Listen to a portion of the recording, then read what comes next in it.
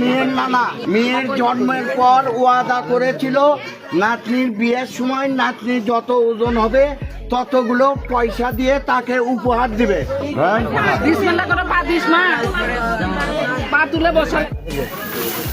এই যে পয়সা ঢালা হচ্ছে আপনারা দেখেন ভাইরা, নাইমার নানা নাইমার জন্য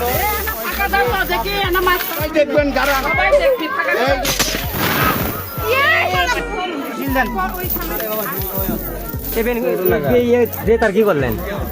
বিয়েতে নাতনির ওজনের সমপরিমাণ কয়েন উপহার দিলেন এক নানা।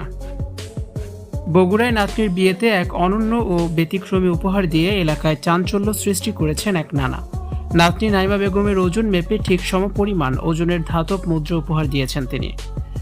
শুক্রবার 27শে মার্চ শহরের ঠনঠনিয়া দক্ষিণপাড়া এলাকায় আনন্দঘন এক পরিবেশে এই উপহার তুলে দিয়েছেন।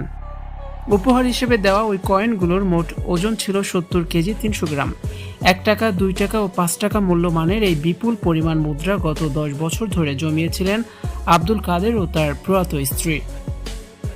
পেশায় মাইক্রোবাস চালক আব্দুল কাদের জানান, প্রায় 10 বছর আগে বগুড়ার শিবগঞ্জ উপজেলার এক ব্যক্তিকে তার মেয়ের বিয়েতে ওজনের সমান মুদ্রা উপহার দিতে দেখে অনুপ্রাণিত হয়েছিলেন তার স্ত্রী পাতা বেগম। তখনই তারা সিদ্ধান্ত নেন তাদের বড় মেয়ের সন্তান নাইমার বিয়েতেও এমন কিছু করবেন। সেই লক্ষ্যেই বাড়িতে মাটির ব্যাংক কিনে কয়েন জমানো শুরু করেন পাতা বেগম।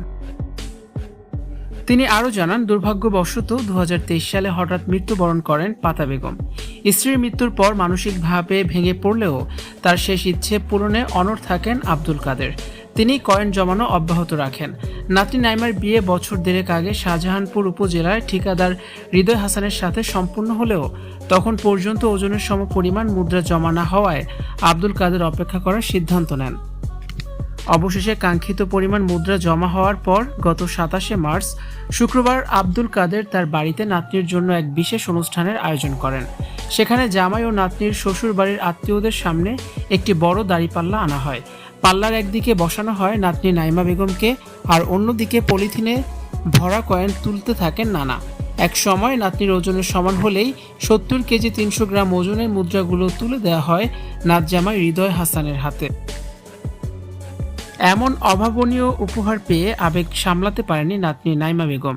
তিনি বলেন, আজ নানি বেঁচে থাকলে অনেক খুশি হতেন। এটি কেবল মুদ্রা নয়, আমার নানা নানির 10 বছরের ভালোবাসা। আমি সবার কাছে আমার নানির আত্মার শান্তির জন্য দোয়া চাই।